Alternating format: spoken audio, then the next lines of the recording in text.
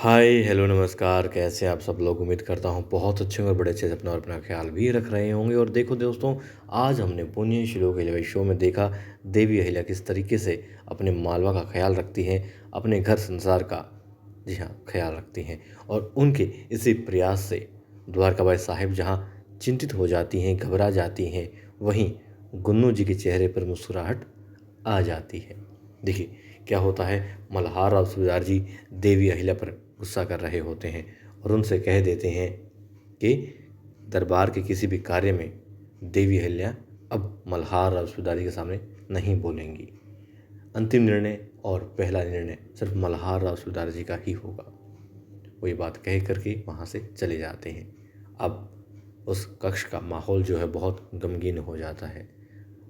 द्वारकाबाई साहिब भी चली जाती हैं, गुन्नू जी भी मुस्कुराते हुए वहाँ से निकल जाते हैं और देवी अहिल्या वहीं बैठ जाती हैं, रोने लग जाती हैं।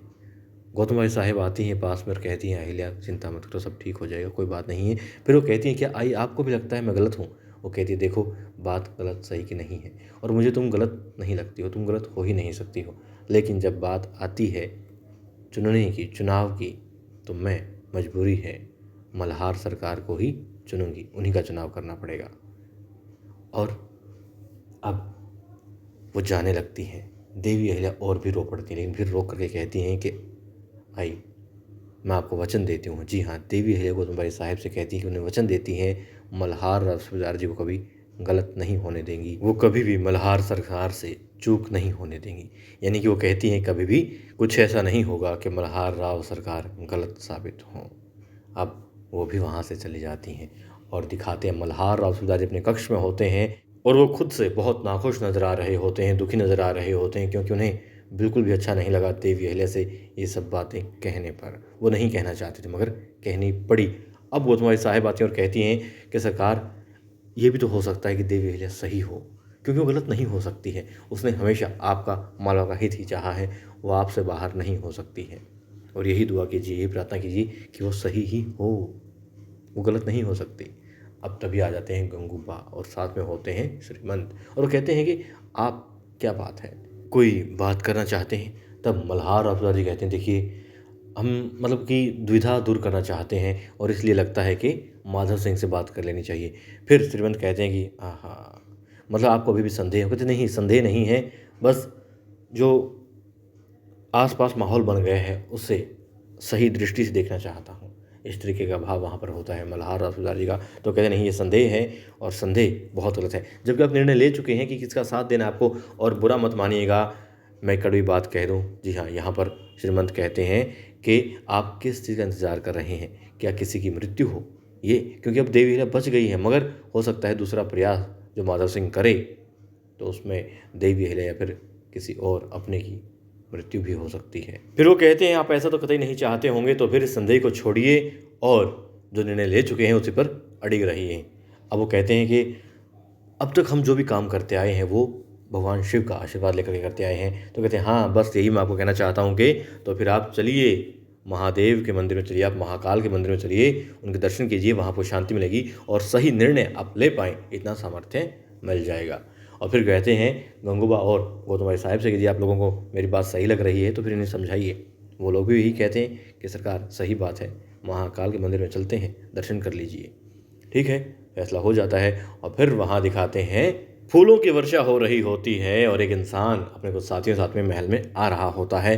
द्वारकाबाई साहिब देख करके सहम जाती हैं कि आखिर ये इस वक्त यहाँ पर कैसे कैसे चिंताग्रस्त हो जाती हैं। देवी अहिल्या मुस्कुराती हैं और जी हाँ, वो राजगुरु होते हैं, पधार जाते हैं, देवी अहिल्या प्रणाम करती हैं।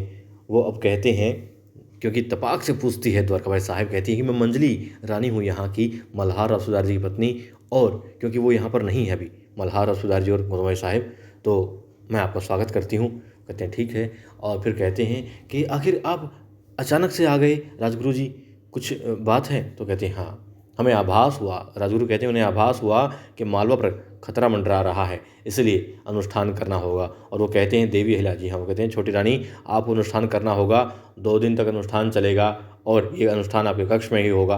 हाँ, आप अपने सहयोग के लिए एक किसी भी इंसान को साथ में रख सकती हैं। तब द्वारका कहती है कि हाँ, मैं रहूँगी।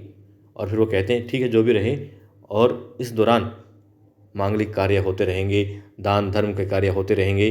जो भी मिले मतलब महल में सबको प्रसाद बांटा जाएगा, सबको दान दिया जाएगा, अन्न वस्त्र दान करते रहने मतलब ये प्रयास जो है, ये कार्य जो है लगातार चलता रहेगा। बाधा नहीं आनी चाहिए, ये भी ध्यान रखना है। कोई भी इंसान किसी तरीके की बाधा नहीं डालेगा वरना अनिष्ट हो सकता है।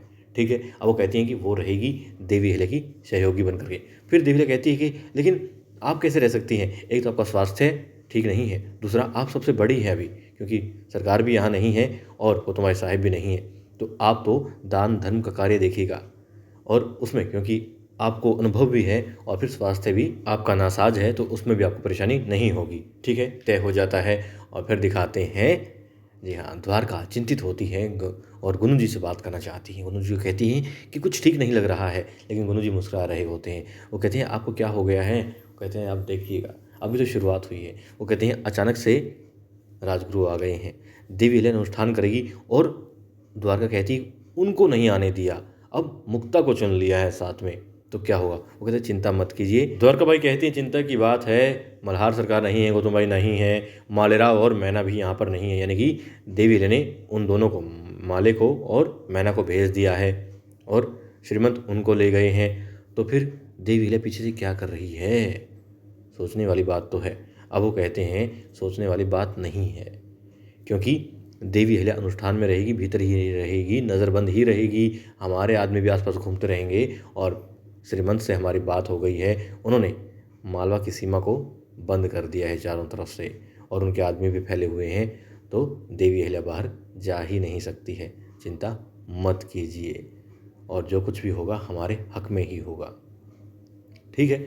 और वहाँ दिखाते हैं, जी हाँ, जैसा कि ये गुरु जी कहते हैं कि मालेराव अपनी प्रेम की गाड़ी को आगे बढ़ाने गया है, लेकिन बढ़ा नहीं पाएगा, खुद ही अपने पाँव पे कुल्हाड़ी मारेगा और उसकी यात्रा को वो खुद ही, जी हाँ, भंग कर देगा।